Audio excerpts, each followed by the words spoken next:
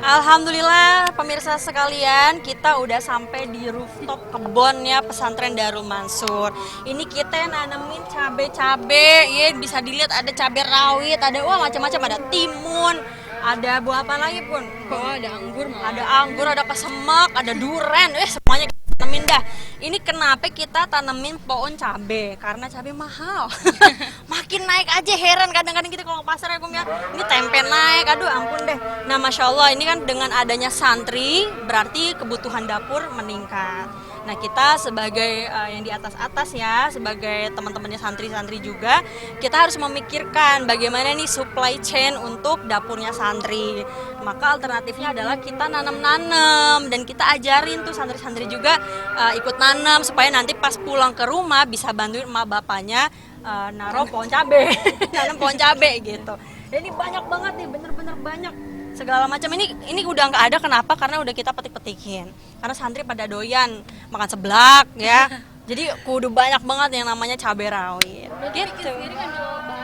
Ambil bahan sendiri, bener-bener fresh, kita masak sendiri, dapurnya ya santri-santri ada yang ngerjain, dia sendiri yang masak. Jadi kita membebaskan santri.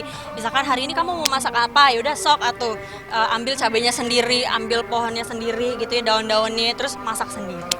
Jauh lebih hemat karena kita harus berpikir untuk kesenjangan kan.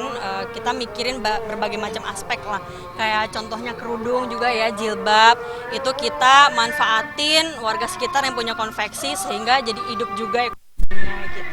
Nah ini menarik, sebenarnya kenapa dibikin konsepnya ini murah, karena kan grupnya Darul Mansur itu besar. Di antaranya ada Darul Quran yang berbiaya agak middle up ya, sehingga dari situ kan bisa turun tuh distribusinya, kemudian subsidi silangnya ke yang bawah-bawah, sehingga yang middle low gitu ya, yang kelas-kelas menengah ke bawah juga punya kesempatan untuk merasakan pesantren yang kelasnya sama seperti Daku dengan biaya lebih terjangkau. Nah salah satunya untuk penekanan kayak kos biaya dan lain-lain, ini adalah salah satu contoh. Jadi memang ayah kami Mansur yang suka banget ngingetin orang-orang untuk nanam, miara-miara gitu. Kita punya kolam ikan sendiri, punya kebun sendiri gitu. Insya Allah ntar yang lain makin nambah, amin. Kenapa namanya Darul Mansur? Karena biar kalau kata papa ya, emang agak lucu nih kalau kata papa kami gitu ya, pengen punya nama kampus, nama pesantren yang nggak nunggu orangnya meninggal dulu baru dikasih nama. Contoh misalkan kan banyak tuh kampus-kampus yang dikasih nama insinyur siapa tapi orangnya keburu nggak ada. Jadi pengen bikin legacy ketika papa masih hidup gitu ya. Jadi makanya namanya Darul Mansur, karena kita juga Mansur ya, keluarga Mansur ya, Wirda Mansur, Kumin Mansur, Kun Mansur, sampai yang terakhir Aisyah Mansur. Bukan lebih dikenal, harapannya bukan seperti itu, tapi ingin mempertahankan legacy sehingga ini menjadi cerita ke anak cucu gitu nantinya, bahwa nenek lo keren banget loh gitu. Pengennya sih gitu. Jadi kita memang saling mengapresiasi lah sesama keluarga, kayak kakak apresiasi ade apresiasi kakak. Jadi memang itu sudah menjadi kekentalan di keluarga kami. Darul Mansur sendiri sudah ada sejak 2021. Itu cabang pertama kami ada di Purwakarta Wanayasa. Sekarang sudah ada 200 lebih santri dan Masya Allah sudah meluluskan hampir 1000-an lah gitu. Karena ini udah lanjut gelombang-gelombang kan. Dan alhamdulillah ini yang kedua ya Kum ya. Yang kedua ini di Tangerang. Seperti yang sudah kita sebutkan tadi, kita pengen manfaat sebanyak-banyaknya untuk banyak orang, karena tadi berawal dari keresahan gitu ya, biaya yang semakin naik segala macam, dari mulai sembako ya, urusan dapur, urusan anak aja masih mahal gitu, masa sih nggak ada solusi. Nah makanya insya Allah kita hadir memberikan solusi terbaik di Darul Mansur seperti itu. Ini ada sekolahnya juga, jadi ini udah jadi satu, pesantren dan sekolah. Nah memang yang membedakan adalah di Darul Mansur itu kita ini mengikuti Kemenak, jadi bukan Kemendikbud, ini Kemenak. Ya nantinya setiap santri tetap akan dapat ijazah dan ijazahnya diakui oleh negara karena memang dari negara itu sendiri dan bisa dipakai untuk masuk ke perguruan tinggi gitu. Dari segi bedanya juga, yang pertama kalau Darul Quran itu mengikuti Kemendikbud, kita Kemenak. Kemudian yang kedua dari biaya itu jauh banget. Di Darul Quran itu kan sampai up to 30 juta.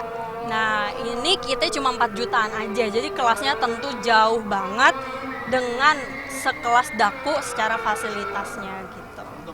Alhamdulillah kita full support dari Daku juga karena kebetulan kita punya guru-guru yang luar biasa hebat dari Timur Tengah juga dan dari berbagai macam belahan dunia. Di antaranya memang kita spesialis Quran sehingga guru yang didatangkan pun guru-guru bersanad yang langsung kepada Rasulullah SAW yang memang kredibel untuk mengajarkan anak-anak ngaji.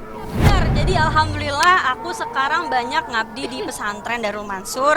Kalau sebelumnya banyak warawiri gitu kan macam-macam deh, ngonten iye, terus kita punya kosmetik iye, kita punya travel iye, dan alhamdulillah sekarang insya Allah aku mau ngabdi di pesantren. Dan dibalik nih, kalau dulu pesantren itu sampingan, sekarang yang lain sampingan, pesantren adalah utama. Sebagai anak pastinya kita menghargai kerja keras ayah ya, orang tua kami, dan ini kan lahir karena doa-doa orang tua, makanya insya Allah lah kita sebisa mungkin mempertahankan dan terus bermanfaat bagi orang-orang. Jadi memang ada satu pelajaran diajarkan oleh ayah kami dan itu nggak akan bisa Wirda lupakan. Jadi biasanya kalau kita makan di pinggir jalan ada yang ngamen, apa yang kita lakukan? Pura-pura nggak lihat, bener nggak? Ntar gue didatangi minta duit nih. Tapi kalau papa luar biasa, Masya Allah, kita diajarin, kamu tuh harus ngasih mata, ngasih pandangan, harus menghargai orang.